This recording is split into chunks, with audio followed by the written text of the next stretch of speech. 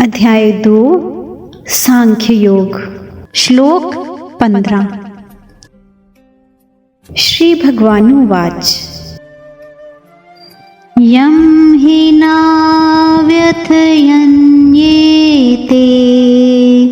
पुरुषं पुरुषर्षभ समदुःखसुखं धीरम् सोऽमृतत्वाय कल्पते। पुरुषर्षभ। मनुष्य प्रायः परिस्थितियों को बदलने का ही विचार करता है, जो कभी बदली नहीं जा सकती और जिनको बदलना संभव ही नहीं। युद्ध रूपी परिस्थिति के प्राप्त होने पर अर्जुन ने उसको बदलने का विचार न करके अपने कल्याण का विचार कर लिया है। ये कल्याण का विचार करना ही मनुष्यों में उनकी श्रेष्ठता है। सम दुख सुखम धीरम। धीर मनुष्य सुख दुख में सम होता है। अंतःकरण की वृत्ति से ही सुख और दुख ये दोनों अलग अलग दिखते हैं। सुख दुख के भोगने में पुरुष यानी चेतन कारण है और वह कारण बनता है प्रकृति में स्थित होने से। ऐसा गीता के 13वें अध्याय के 20वें और 21वें श्लोक में आया है। जब वह अपने स्वरूप में स्थित हो जाता है तब सुख दुख को भोगने वाला कोई नहीं रहता। इसलिए अपने आप में स्थित होने से वह सुख दुख में स्वाभाविक ही सम हो जाता है। यम हि न व्यथयन्येते पुरुषम। धीर मनुष्य को ये मात्रा स्पर्श यानी प्रकृति के मात्र पदार्थ व्यथा नहीं पहुंचाते। प्राकृत पदार्थों के संयोग से जो सुख होता है वह भी व्यथा है और उन पदार्थों के वियोग से जो दुख होता है वह भी व्यथा है। लेकिन जिसकी दृष्टि समता की तरफ है उसको ये प्राकृत पदार्थ सुखी दुखी नहीं कर सकते। समता की तरफ दृष्टि रहने से अनुकूलता को लेकर उस सुख का ज्ञान तो होता है, पर उसका भोग न होने से अंतःकरण में उस सुख का स्थायी रूप से संस्कार नहीं पड़ता। ऐसे ही प्रतिकूलता आने पर उस दुख का ज्ञान तो होता है, पर उसका भोग न होने से अंतःकरण में उस दुख का स्थायी रूप से संस्कार नहीं पड़ता। इस प्रकार सुख दुख के संस्कार न पड़ने से वह व्यथित नहीं होता। तात्पर्य यह हुआ कि अंतःकरण में सुख दुख का ज्ञान होने से वह स्वयं सुखी दुखी नहीं होता। सोऽमृतत्वाय कल्पते। ऐसा धीर मनुष्य अमरता के योग्य हो जाता है, यानी उसमें अमरता प्राप्त करने की सामर्थ्य आ जाती है। सामर्थ्य योग्यता आने पर वह अमर हो ही जाता है। इसमें देरी का कोई काम नहीं, कारण कि उसकी अमरता तो स्वतः सिद्ध है। केवल पदार्थों के संयोग वियोग से जो अपने में विकार मानता था, यही गलती थी। विशेष बात, ये मनुष्य योनि सुख दुख भोगने के लिए नहीं मिली है, बल्कि सुख दुख से ऊंचा उठकर महान आनंद परम शांति की प्राप्ति के लिए मिली है। जिस आनंद सुख शांति के प्राप्त होने के बाद और कुछ प्राप्त करना बाकी नहीं रहता। ऐसा गीता के 6ठे अध्याय के 22वें श्लोक में आया है। अगर अनुकूल वस्तु व्यक्ति परिस्थिति आदि के होने में या उनकी संभावना में हम सुखी होंगे, यानी हमारे अंदर अनुकूल वस्तु व्यक्ति आदि को प्राप्त करने की कामना लोलुपता रहेगी, तो हम अनुकूलता का सदुपयोग नहीं कर सकेंगे। अनुकूलता का सदुपयोग करने की सामर्थ्य शक्ति हमें प्राप्त नहीं हो सकेगी, कारण कि अनुकूलता का सदुपयोग करने की शक्ति अनुकूलता के भोग में खर्च हो जाएगी, जिससे अनुकूलता का सदुपयोग नहीं होगा किंतु भोग ही होगा। इसी तरह से प्रतिकूल वस्तु व्यक्ति परिस्थिति घटना क्रिया आदि के आने पर या उनकी आशंका से हम दुखी होंगे तो प्रतिकूलता का सदुपयोग नहीं होगा, किंतु भोग ही होगा। दुख को सहने की सामर्थ्य हमारे में नहीं रहेगी, इसलिए हम प्रतिकूलता के भोग में ही फंसे रहेंगे और दुखी होते रहेंगे।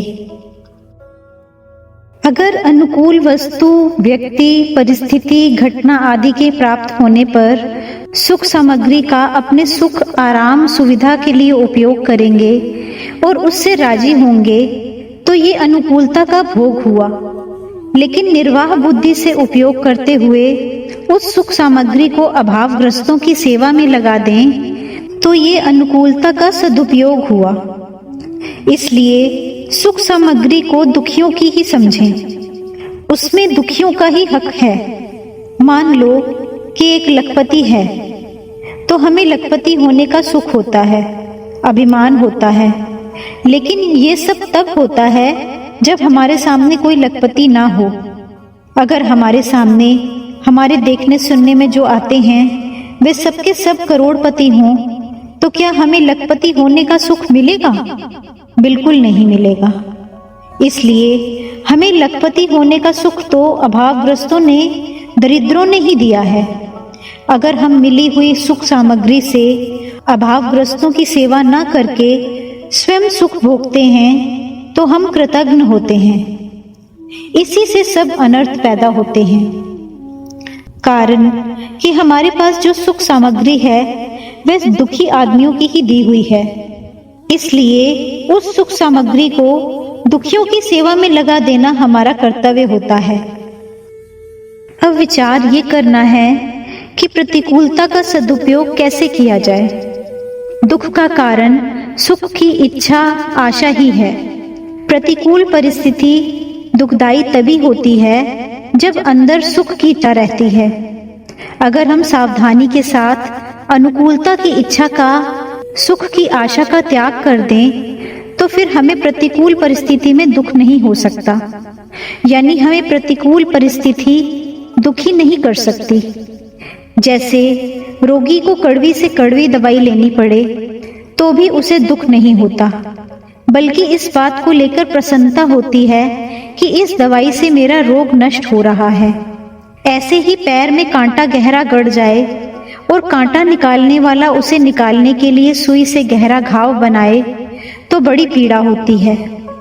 उस पीड़ा से वह सिसकता है, घबराता है, पर वह कांटा निकालने वाले को ये कभी नहीं कहता कि भाई तुम ये छोड़ दो, कांटा मत निकालो।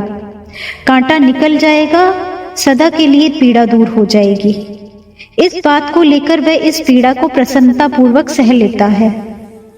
ये जो सुख की इच्छा का त्याग करके दुख को, पीड़ा को प्रसन्नता पूर्वक सहना है, ये प्रतिकूलता का सदुपयोग है।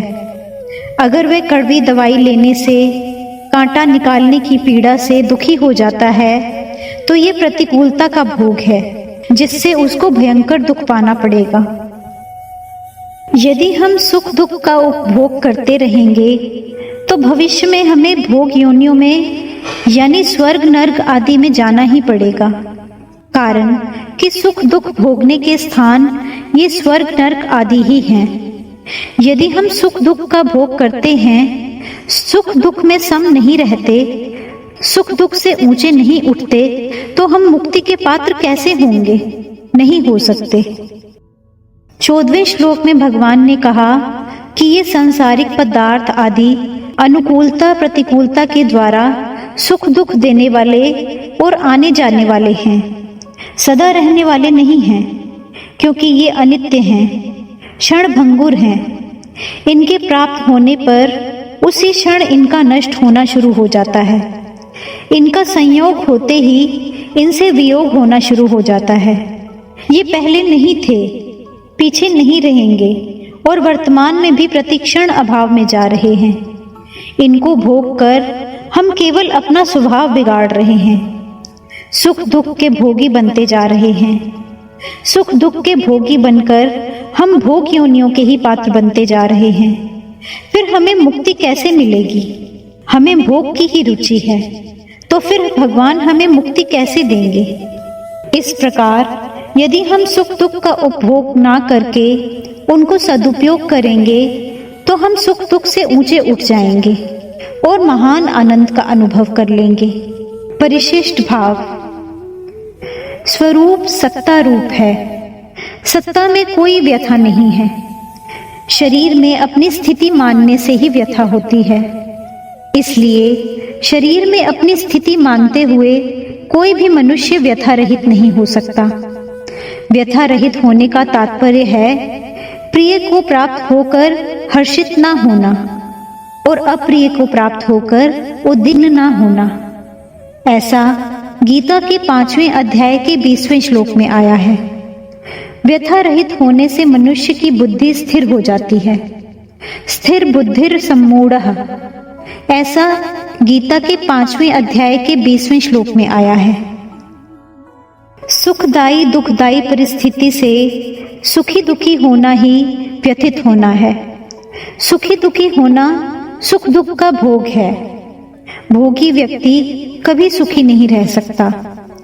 साधक को सुख दुख का भोग नहीं करना चाहिए, बल्कि सुख दुख का सदुपयोग करना चाहिए। सुखदायी दुखदायी परिस्थिति का प्राप्त होना प्रारब्ध है और उस परिस्थिति को साधन सामग्री मानकर उसका सदुपयोग करना वास्तविक पुरुषार्थ है। इस पुरुषार्थ से अमरता की प्राप्ति हो जाती है। सुख का सदुपयोग है दूसरों को सुख पहुंचाना, उनकी सेवा करना, और दुख का सदुपयोग है सुख की इच्छा का त्याग करना। दुख का सदुपयोग करने पर साधक दुख के कारण की खोज करता है। दुख का कारण है सुख की इच्छा। ये ही संस्पर्शजा भोगा दुख योनय एव ते, ऐसा गीता के 5वें अध्याय के 22वें श्लोक में आया है। जो सुख दुख का भोग करता है उस भोगी का पतन हो जाता है, और जो सुख दुख का सदुपयोग करता है वह योगी सुख दुख दोनों से ऊंचे उठकर अमरता का अनुभव कर लेता है। अब तक देह देही का जो विवेचन हुआ है उसी को भगवान दूसरे शब्दों से आगे के 3 श्लोकों में कहते हैं। अपने बच्चों को अच्छे संस्कार दें और उनको एक अच्छा इंसान बनने में हेल्प करें। एक अच्छा जीवन जीने में भगवत गीता हमारा मार्गदर्शन करती है। अगर आपको अच्छा लगे तो इस चैनल को सब्सक्राइब करें और बेल आइकॉन पे प्रेस करें। अपने बच्चों और जानने वालों के साथ इसे शेयर करें।